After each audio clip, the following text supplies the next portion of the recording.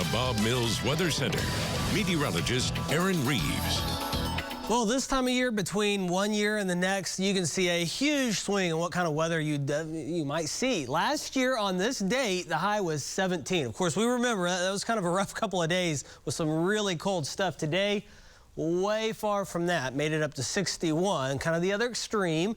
We have some colder weather heading our way, but certainly nothing on the level of that, at least the way things look right now. Right now, across much of the region, the southeastern United States, notice just really warm. 60s and 70s, pretty common. A little colder as you head up to the north, but really not horribly cold. This is just kind of normal, Canadian, northern United States cold air behind it. We're going to get in on that and probably get stuck in it for a while. But, we've had a pretty good run of warm weather. Our storm system is just out to the west. Ahead of it, it's been drizzly, dreary.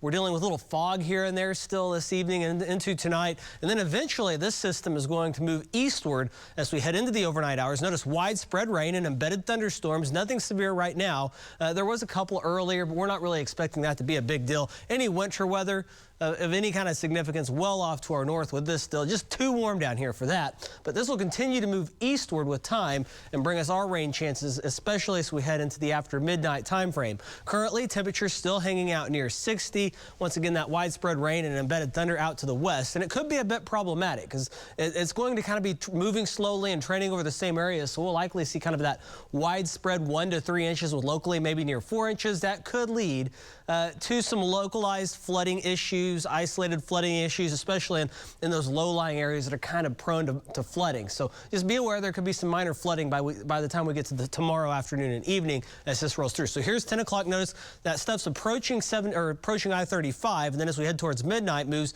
into eastern Oklahoma. We'll see rounds of showers and heavier thunder at times. Continuing towards 7 a.m. Notice we're still kind of right under that plume of moisture, still mild in the 50s. And then it'll start to taper off into the afternoon, but we'll still see lingering activity. And here comes that strong cold front. By 5 o'clock, it's out along I-35. We could see 1 or 2 showers or some rumbles of thunder develop along that as it rolls through as well. And then much cooler weather filters in behind it.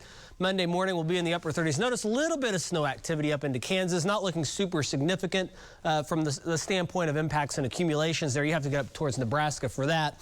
40s with a blustery northwest kind of gross wind on Monday. Once again, still a little snow activity in Kansas. Tuesday morning, kind of the same deal. We'll be a little colder with breezy conditions, temperatures near 30, and then Tuesday afternoon a little bit in the way of some cloud cover, but we may see a few breaks on Tuesday. Once again, a little bit of precipitation up north towards Kansas City, maybe towards Joplin. So just a slim chance of maybe a snowflake mixing in southeast Kansas or far northeast Oklahoma. Once again, no impacts associated with that, no accumulation for us, but we are certainly going to be much cooler. Notice Wednesday, we're still in that same boat. Going forward, we'll see the rain taper off as we head towards Monday, but those temperatures are going to go back to kind of that near to generally below normal frame of where we're going to be. So we're going to go from mainly 50s to 60s to mainly 40s to some 50s for at least a week or two, the way things look right now. In the meantime, though, we're mild, temperatures near 60. It's gloomy out there with the clouds and the drizzle in place. And as we go forward, we're going to see that rain increase tonight and into tomorrow. Some of that rain likely will be heavy with some thunder embedded, and then much cooler to chillier as we head through much of the upcoming week. So you have to dust off those jackets and get those umbrellas ready for the next couple of days. Sports will be next.